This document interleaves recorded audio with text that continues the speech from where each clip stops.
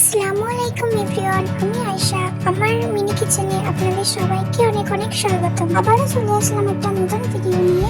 তো আজকে আমার মিনিয়েস্ট আইটেমটি হলো লাচ্ছা পরোটা উইথ চানা মশলা। তো শুরু করা যাক। এখানে আমি প্রথমে আমার ছোট্ট চুলোটা জ্বালিয়ে নিলাম, তারপর কড়াইটাকে ওই চুলোতে চাপিয়ে দিলাম। এরপর কড়াইটা কিছুটা গরম হলে ওতে আমি দিয়ে দিচ্ছি একটু তেল। তেলটাকে কিন্তু খুব ভালো করে গরম করতে হবে। তো এখানে এই যে আমার আগে থেকে বানিয়ে রাখা লাচ্ছা পরোটাগুলো ঠিক দেখতে এরকম হয়েছে। এবার আমি গরম তেলে একটা করে লাচ্ছা পরোটা ছেড়ে দেব।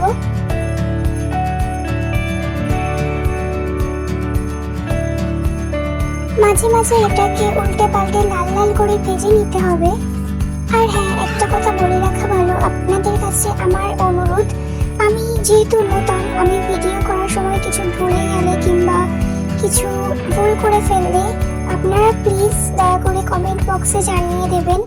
আর যদি ভালো কিছু করে থাকি, ভিডিওটা ভালো লেগে থাকে, তাহলে লাইক কমেন্ট শেয়ার করতে ভুলবেন না। সাবস্ক্রাইব করে আমার পাশে থাকবেন।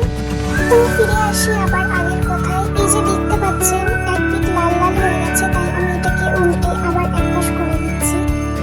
এবার পুরোটা লাল হয়ে গেছে, তাই আমি এটাকে তুলে নেব সযত্নে।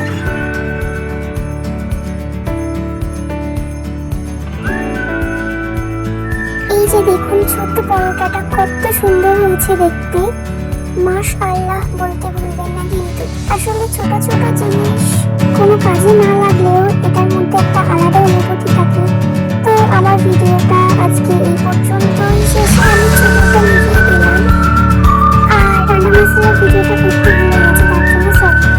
তো এই যে আমার পুরো কম্বো, পুরো মেনুটা কেমন লেগেছে আপনাদের কাছে জানাতে